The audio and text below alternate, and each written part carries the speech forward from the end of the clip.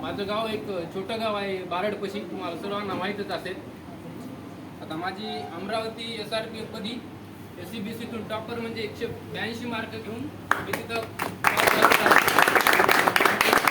ठाणेला पण 132 मार्क आहेत आणि तिथं पण लागण्याची थोडी शक्यता आहे. असं मी म्हणणार की मी तिथं सिलेक्शनच होईल, पण शक्यता दर्शवतो.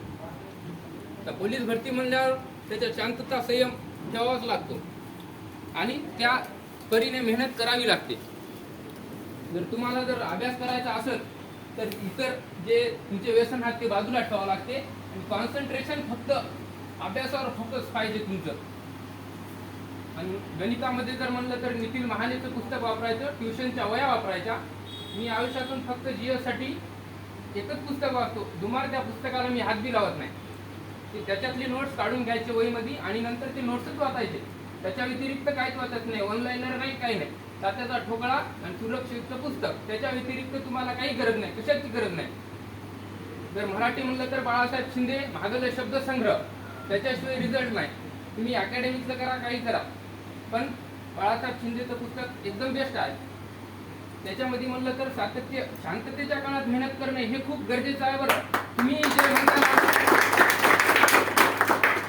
भरती आली की समजेल जण प्रॅक्टिस करण्यास चालू करतात, ते 100% पोरं करतात. आपणही करतात, त्याने करतो, मग एक लेवल मध्ये असतो. आपल्याला जे काहीतरी करायचे समोर ते काहीतरी मग शांततेच्या काळात करावं लागते. आपण 1 वाजेत राहू, 2 वाजेत राहू, जास्त अभ्यास करालो असं नाही.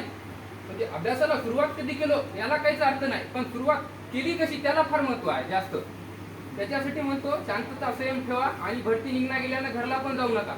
इथं बसून करा, आई वडिलांकडे थोडं लक्ष द्या, ते काय करायले, कोणीकडून पैसे काढाले तर आपल्याला द्याले, एवढा विचार ठेवा फक्त आणि करा. इन्व्हेस्टमेंट बाहेर करू नका, खर्चा बिर्चा एकदम साधा राहायचा. असे टाईट कपडे बिपडे घालून पोरीला इम्प्रेस तर करायचंच नाही, त्याला जवळ बिलकुल जायचं नाही.